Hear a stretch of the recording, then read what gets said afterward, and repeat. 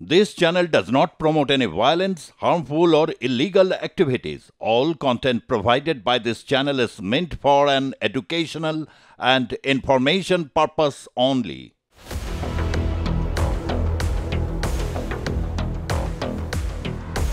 শহরে হেলে পড়েছে একের পর এক বহুতল, অসহায়ভাবে দিন কাটাচ্ছে বেশ কয়েকটি পরিবার। কলকাতার মেট্রো রেল পাতার কারণে বউবাজার এলাকায় একের পর এক বাড়িতে ফাটল ধরে। এখনো ক্ষতির মুখে সেখানকার একাধিক পরিবার। পুনর্বাসন পাননি অনেকেই। এবার সেই আতঙ্ক উঠে আসলো শ্রীরামপুরে। সেখানে একটি অবৈধ নির্মাণের জন্য ফাটল ধরেছে বেশ কয়েকটি বাড়িতে। এই মুহূর্তে আমরা শ্রীরামপুরে রয়েছি এবং শ্রীরামপুরের পুরসভার 15 এবং 16 নম্বর ওয়ার্ড। তবে যে জায়গাটা দাঁড়িয়েছি এটা মূলত শ্রীরামপুর পুরসভার 15 নম্বর ওয়ার্ড। এখানে দীর্ঘদিন ধরে একটা আবাসন তৈরি হচ্ছে এবং সেই আবাসনের জন্যই এলাকায় বেশ কিছু বাড়ি কিন্তু বিপজ্জনকভাবে ফেটে গিয়েছে, শুধু নয় ধস নামতে শুরু করেছে। এবং আমরা দেখেছি যে কলকাতা শহরের বুকে বউবাজারে যখন মেট্রো টানেলের কাজ হচ্ছিল সেই সময় বউবাজারে বেশ কিছু বাড়ি ঠিক এই ধরনের বিপজ্জনক ফাটল কিন্তু দেখা গিয়েছিল এবং পরবর্তী সময় সেই বাড়িগুলো কি পরিস্থিতি হয়েছে শহরবাসী কিন্তু জানে।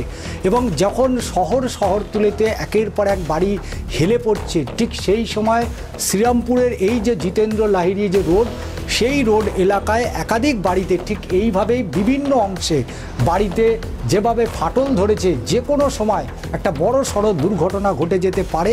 এই যে বাড়ির প্রেশার, মানে এত প্রেশার আমাদের বাড়িতেও ভেঙেছেই, তার সাথে দেখুন নিজেদের ফ্ল্যাটও প্রেশার পেয়ে চির খেয়ে যাচ্ছে।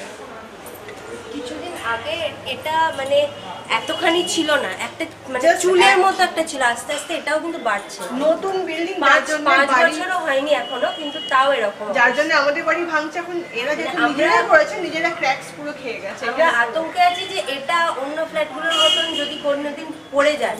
এবং যে বিষয়টা জানবো বাড়ির যারা সদস্যরা রয়েছেন তাদের মূলত কিভাবে দিন কাটছে, এই এত কিছু যে ঘটনাগুলো যা ফাটল ধরেছে কিভাবে কাটছে আপনার দিন।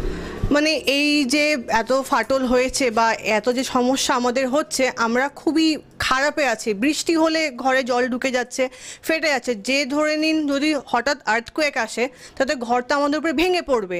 যদি ঘর ভেঙে পড়ে তাহলে তার দায় কে নেবে? প্রশাসন নেবে না কোর্ট নেবে না পৌরসভা নেবে? হানি তো আমাদের হবে, তাহলে আমাদের কে দেখবে? আর এরা যে ইলিগাল বিল্ডিং করেছে বা সব কিছু করে তার তো এখনো কোনো সলিউশন আমরা পাইনি। আমরা শুধু কোর্টে যাচ্ছি, হিয়ারিং হচ্ছে, আবার আসছে, বাট কোনো আমরা সলিউশন এখন অবধি পাচ্ছি না। আমরা মানে আমাদের লাইনে যতজন ছিল সবাই একটা জয়েন্ট পিটিশন ওনাকে জমা দেওয়া হয়েছিল। উনি দেখে তখন বলেছিলেন যে ঠিক আছে, আমার নজরে থাকলো এটা, আমি পরে কিছু স্টেপ মানে কিছু করার যদি করা যায় আমি চেষ্টা করব। কিন্তু তারপর কোনো স্টেপ নেওয়া হয়নি বলে আমরা হাইকোর্টে যাই। হাইকোর্টে গিয়ে ফার্স্টে কেস করি, উনি অমৃতা সিনহার কাছে কেসটা যায়। কত সালে? এটা হচ্ছে 23-এ যায়। উনি তখন মিউনিসিপ্যালিটিকে দায়িত্ব দিয়ে দেন যে আপনারা দেখুন, যে দুটো পয়েন্ট দিয়ে বলে যে বিল্ডিংটা ইললিগাল কিনা, আর সেকেন্ড পয়েন্ট হচ্ছে বাড়ির যে ক্র্যাকসগুলো হয়েছে সেগুলো বিল্ডিংটার জন্য হয়েছে কিনা।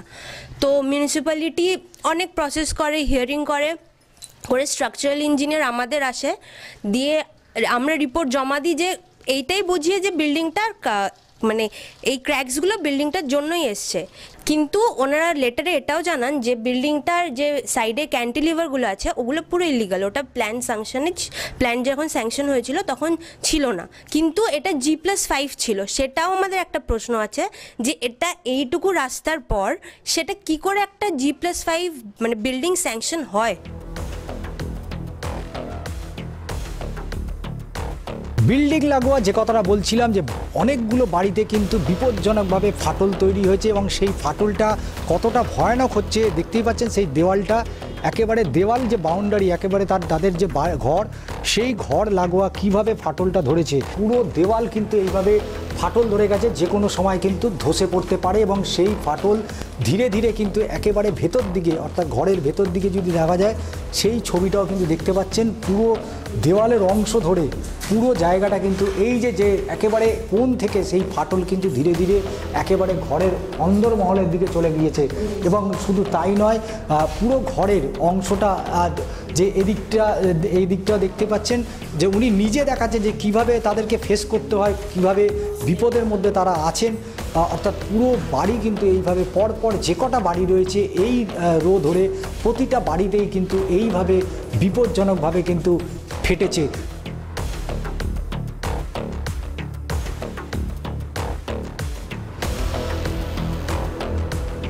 আপনার এই বাড়িটা কতদিনের আপনাদের এই বাড়ি? এই বাড়িটা আমরা এসেছি 2017 সালে, তার আগের সেটা কতদিনে জানি না। তবে আমরা এখানে যখন 2-3 বছর দিব্যি ছিলাম, কিন্তু যখন থেকে এই ফ্ল্যাটটা হতে শুরু করেছে তারপর থেকেই ফ্ল্যাট ফাটল ধরতে শুরু করেছে 2019 সালের পর থেকে। তারপর আমরা তড়িঘড়ি এই দিকে আবার বাড়িটা করতে শুরু করে দিই, মানে পাশেই বাড়িটা করতে শুরু করে দিই। তো তখন 2020-21 সালে আমরা এই দিকটা শুরু করি, এদিকে বাগান ছিল তখন করতে শুরু করি আমরা। তা মানে দেখুন না, পুরো ঘরের ভেতর পর্যন্ত পুরো ফাটল ধরে গেছে। 2023 সালে এই বিষয়ে মামলা করা হয় কলকাতা হাইকোর্টে। মামলার বয়ান অনুযায়ী হুগলি শ্রীরামপুর পৌরসভার 15 নম্বর ওয়ার্ডে এসএসসি ঘোষ লেনে একটি বেসরকারি আবাসন নির্মাণ শুরু হতেই তার পার্শ্ববর্তী বাড়িতে ফাটল দেখতে পাওয়া যায়। নির্মাণ কাজের পাশেই বাড়ি ছিল মামলাকারী দেবপ্রসাদ বসাকের।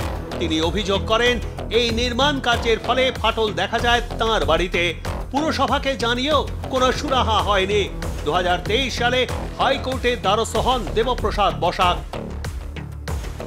কিন্তু আমার কাছে এটা স্পেসিফিক যেটা অভিযোগ, যেটা হচ্ছে যে পৌরসভার নির্দিষ্ট আইন আছে এবং তার জন্য কাউকে আদালতে আসারও দরকার নেই।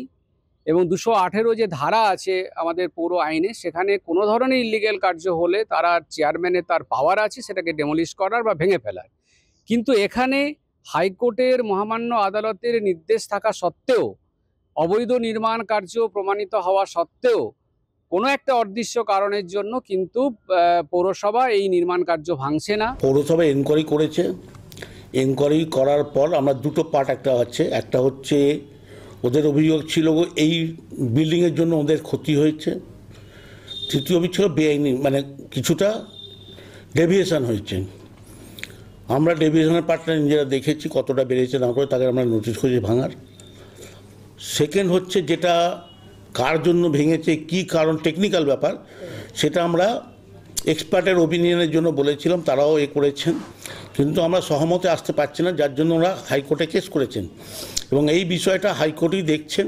15 নম্বরে ফাটল যখন ধরে বাড়িগুলোতে আমার সঙ্গে এসে যোগাযোগ করেছে। আমি দুবার ভিজিটে গিয়েছিলাম। ওনাদের চেয়ারম্যানের সঙ্গে সাক্ষাৎ করিয়ে দিয়েছি। আমাদের পৌরসভা যথাযথ ব্যবস্থা নিয়ে, ওখানে দেখবেন একটা বোর্ড মারা আছে যে এই কনস্ট্রাকশনে কোনো ফ্ল্যাট বিক্রি হবে না।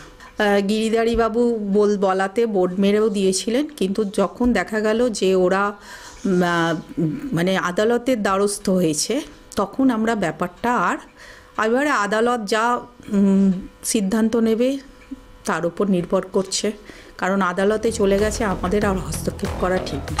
আগামী দিনে কিন্তু একটা বড় সড়ো বিপর্যয় ঘটতে পারে এই শ্রীরামপুরের 15 নম্বর ওয়ার্ডে। তাই স্বাভাবিকভাবেই আদালতের দিকে তাকিয়ে রয়েছে শ্রীরামপুর পুরসভা। তারা আদালত যে নির্দেশ দেবে সেই নির্দেশ অনুযায়ী তারা পদক্ষেপ নেবে। কিন্তু প্রশ্ন সেই সাধারণ মানুষগুলো যারা প্রতিদিন একটু একটু করে পয়সা জমিয়ে তারা বাড়ি করেছিলেন, আজকে সেই বাড়ি তাদের বিপদের কারণ হতে চলেছে। চিত্র সাংবাদিক সুকেন্দু মান্নার সাথে ষষ্ঠী চট্টোপাধ্যায়ের প্রতিবেদন, 8+ নিউজ, শ্রীরামপুর।